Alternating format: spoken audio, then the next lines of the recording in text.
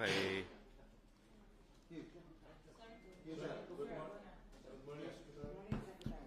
Magandang umaga po sa inyong lahat at magandang umaga po sa mga miyembro ng Malacanang Press Corps. In-issue po na ating Presidente ang Proclamation number 572 na rini-revoke po yung amnestia na ibinigay kay Senator Trillanes. No? Ang rason po ay it is void ab initio dahil unang-una hindi po nag-apply ng amnesty itong si Senator Trillanes at pangalawa po, hindi po siya umamin sa kanyang pagkakasala. We're talking of 3 incidents po, Oakwood, Fort Bonifacio, and the Peninsula incidents. No? Importante po yung pag-aamin dahil ang amnesty po is an act of beneficence on the part of the state. Buburahin po ang mga pangyayari para walang krimen nangyari, pero kinakailangan umamin po, no? At walang ganyang pag-amin na ginawa po si Senator Trillanes. Questions, please.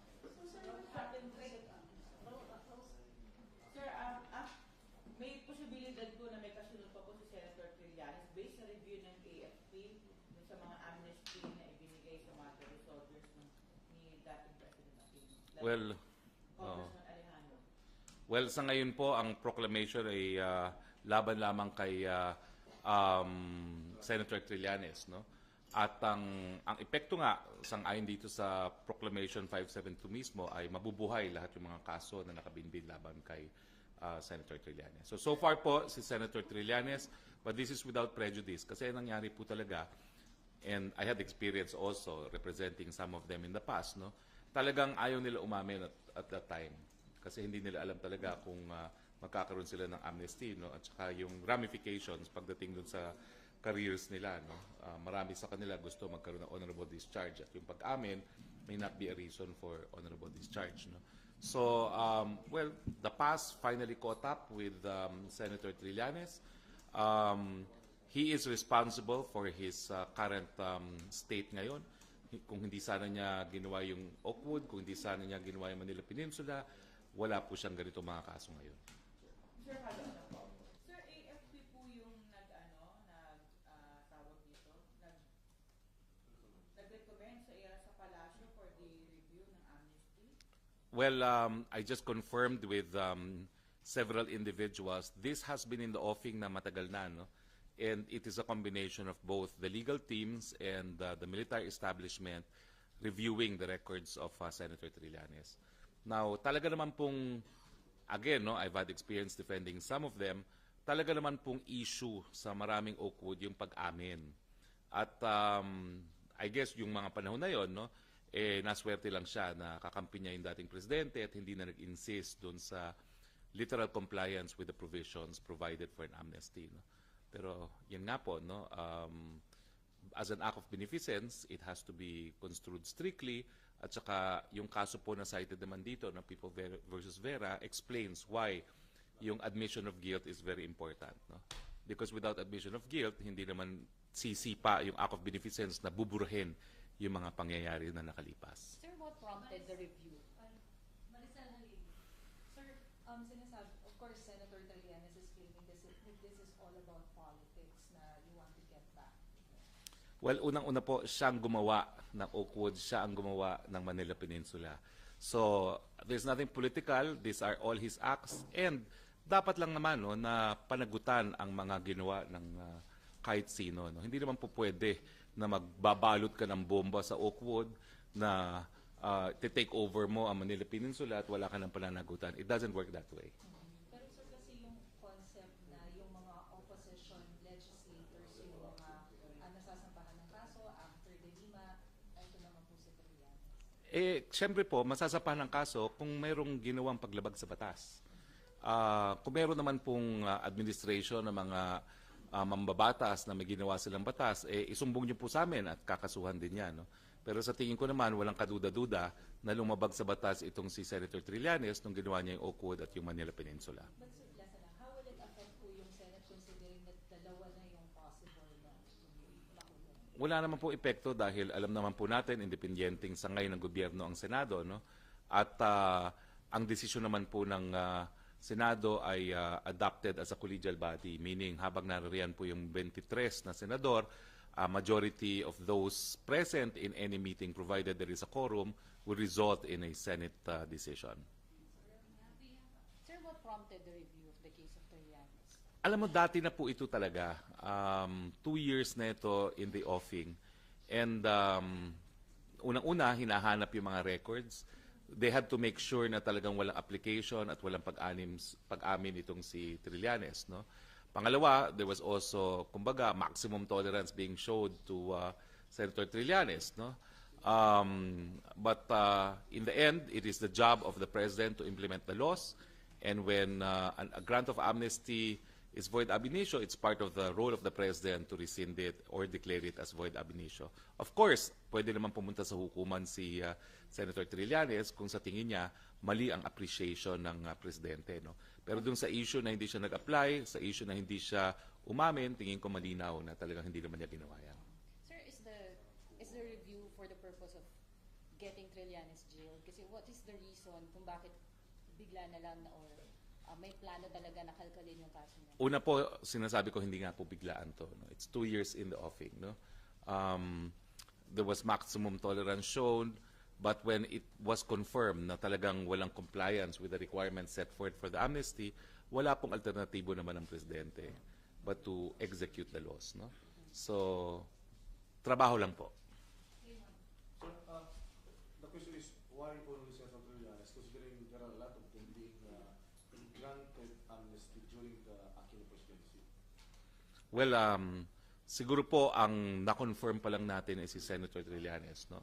Pero babalikan po natin yan kasi titignan po natin kung yung mga kasama niya ay similarly situated, no? And this is without prejudice. Sir, retroactive ba yung years in jail? Considering he was out already by 6 years. So pag nakulong ulit siya, may dadagdag ba yung 6 years or 7 years na nasa labas siya doon sa kanyang supposed to be ay term or jail term? Well, you will be credited only for actual time spent in jail since hindi naman siya nakulong ng 7 years, so wala siyang benefit of the 7 years. Pero we're jumping naman one step ahead. Kinakailangan muna hatulan siya ng hukuman, no? We will give him his day in court dahil wala pa naman siyang conviction. Sir, hindi po ba kailangan ng concurrence ng House at Senate dun sa revocation kasi hindi lang yung amnesty inaprobahan ng Senado?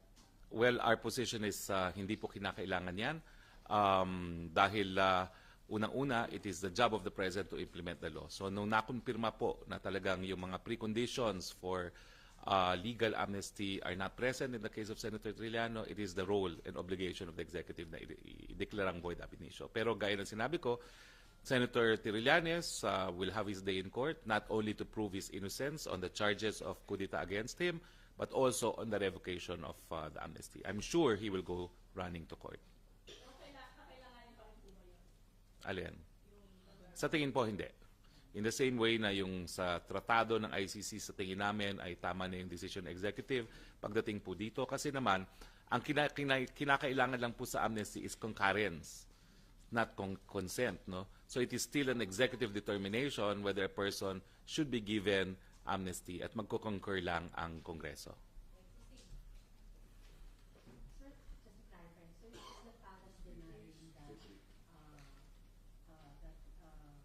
that the order was issued because si Trillanes is the biggest critic of the president right now? We're saying he was given amnesty by President Aquino because of politics, and the declaration of void ab initio is based on law and on facts.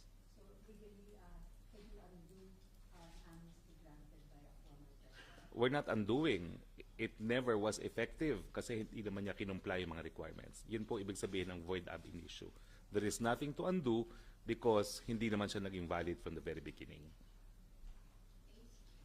So, Secretary, just a clarification, does it mean we are opening all cases of amnesty, we are opening it to scrutiny? Well, we will review the records and we will determine who else did not comply. No? I know for a fact that many of them complied. Ang nangyari kasi dyan, marami sila sa OCUD, yung mga umamin were ostracized heavily by the leadership. No? Kasi ang kanilang decision noon walang aminan. No? Pero nasa sa kanila po yan. No? Titignan natin kung ilan talaga yung dapat at it's up to the President to also decide kung ano mangyari dyan. So the Defense Department will review all. Well, sa tingin ko po, there will be a review and because this is a president, no? So, it will be reviewed and we will find out kung sino pa yung mga dapat na ideklara na void ab initio. Sir, morning, sir. Sir, just to be clear, para may nabanggit si SOJ kanina na 2013 nag-start yung review. Pero yung review ay nag-start under Duterte administration. Well, of course, the review of the Duterte administration started during his term. But make no mistake about it, no? Mula pa po nung time na inoffer sila ng amnesty, controversial na po yung pag-amin at yung pag-file. Actually, nagulat ako na pati application wala si Senator Trillanes. Ang alam ko lang na controversial yung mga panahon na yon kung aamin o hindi, no? And they did not want na umamin. In fact, yan yung dahilan kung bakit ilan sa mga Magdalo fell, yung kumbaga nahiwalay doon sa mainstream leadership dahil yung iba nauna nang umamin. I'm talking of Maestre Campo, I'm talking of Bolo, I'm talking of Gambala, no? Kasi ayaw nila yung umaamin, no? Pero that's a precondition of an amnesty. So, sir, yung review was initiated during the previous administration. Well, let's just say that even the previous administration should have known that an application and the admission of guilt are prerequisites, no, for an effective amnesty. Sir, what prompted the Duterte administration to review yung amnesty and individually lang po ba yung pagkaka-review sa case or the whole amnesty? Well, as I said earlier, no, the president's task is to implement the law. The review has been ongoing. I think even the individuals in the military establishment na nagbigay ng amnesty knew that they were lacking requirements, no? So it was really only a matter of time before the issue would come out. Sir, ano yung naging basihan ng Palacio in saying that Senator Trillanes never filed his application because there were, Tinignan po talaga nila yung records. but there were numerous media reports, or for us, there was video in 2011 that Trillanes filed his application, and that he said that in filing his application form, he signed the sections that stated that they were agreeing to their general admission of guilt. Well, ito po, no, nandito na rin sa proclamation na na-issue, meron pong certification si Lieutenant Colonel Thea Juan Andrade, Chief Discipline Law and Order Division of the Office of the Deputy Chief of Staff for Personnel, stating that there is no available copy of his application for amnesty in the records. So nawawala siyang copy, or Well, ang alam po namin, wala. Hindi sa nawawala. how would you explain itong video ng mga media, because media networks are unearthing or yung kanilang mga file na, and there are indeed videos of Trillanes filing his application form. Hindi ko po alam yan. Basta we're relying on official records. And there's no substitute for that, no? And importante rin yung pag-amin, ha? I think until now, hindi naman naamin talaga si Senator Trillanes na ginawa siyang paglabag sa batas. So are you saying that the previous administration is at fault here because they just gave him amnesty that would allow him not to apply? Let's say that the amnesty granted to him was political. He was friendly with the previous administration. That's why he was granted amnesty without compliance with the requirements set by law. So they were aware that hindi nag-comply. I believe so. I think it was a political accommodation on the part of the previous administration.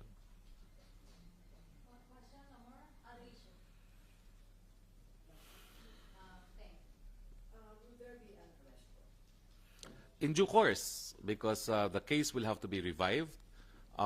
There is no double jeopardy dahil wala pa naman trial on the merits, no? And there was no decision on guilt or innocence, no? So the information has to be refiled, and the whole thing has to proceed again, no? There has to be a determination na tuloy na naman ang kaso, and a warrant of arrest would have to be issued again by a court. It is the court. In our scheme of government, it is only the courts that can issue warrant of arrest for the crime of coup d'etat. Now, although Proclamation 572 also says that this will revive administrative charges as well, no?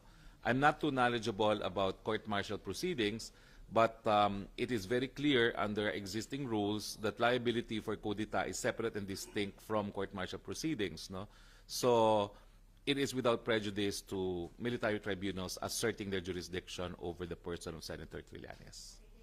Sir, kailangan po ba mag-issue pa ang DOJ ng full departure order o ng watch list order bago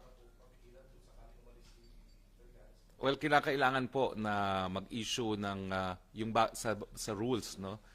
Meron na po ngayong bagong rules na inapruba ng ating Korte Suprema. Pero in the case of Trillanes, nakasampa naman po yan sa kaso, it will have to be revived, no? So pending actual revival po pwede pong mag-apply yung ating mga piskalya ng order sa korte, no? Yung under the new rules of the Supreme Court na they can petition a court now to yung preventive hold departure order na tinatawag.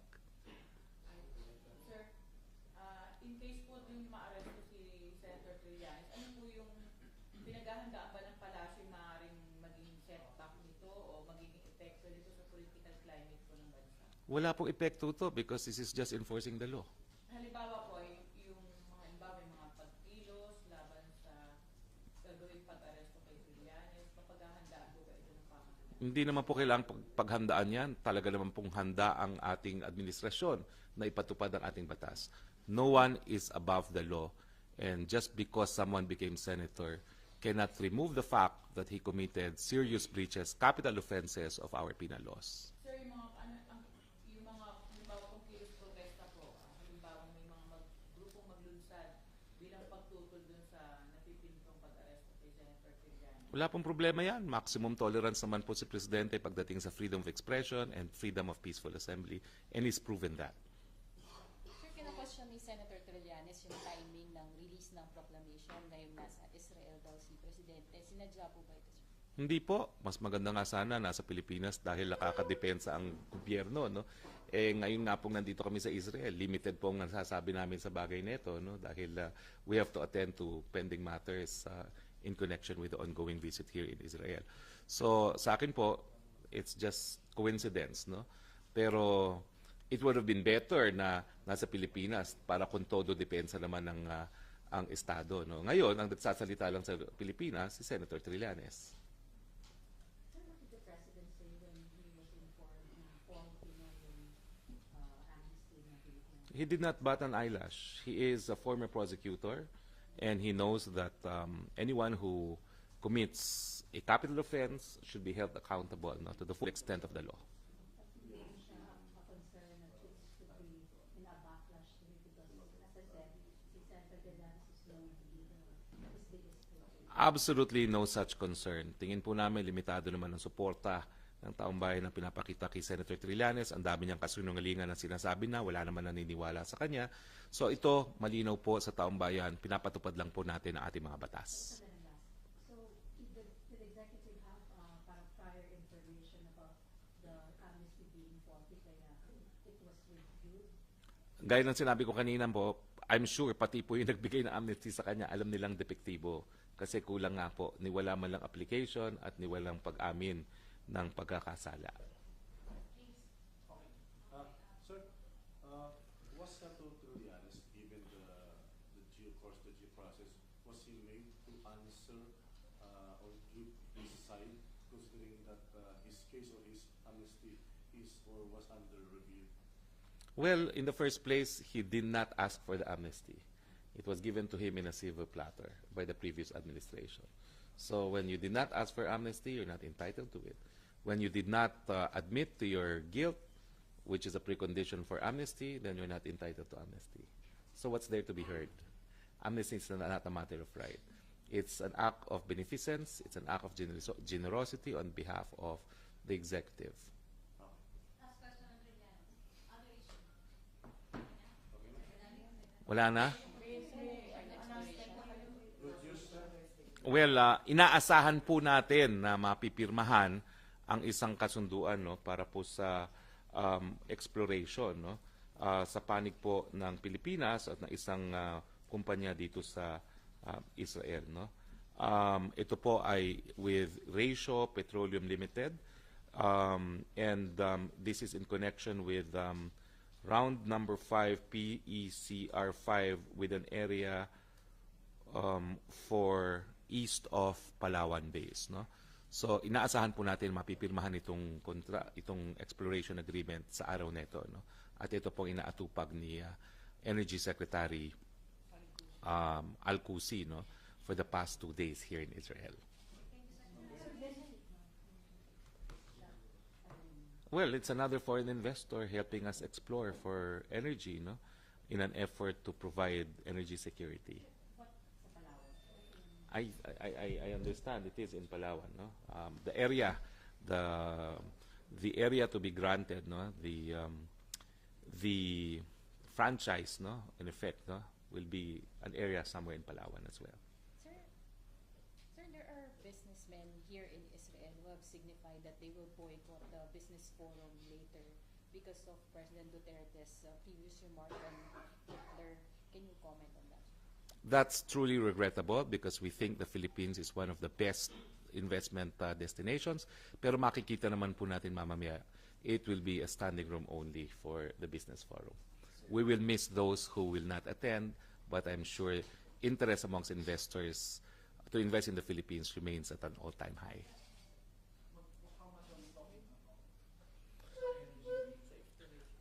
Well, wala pa siyempre dahil exploration pa lang ito. No?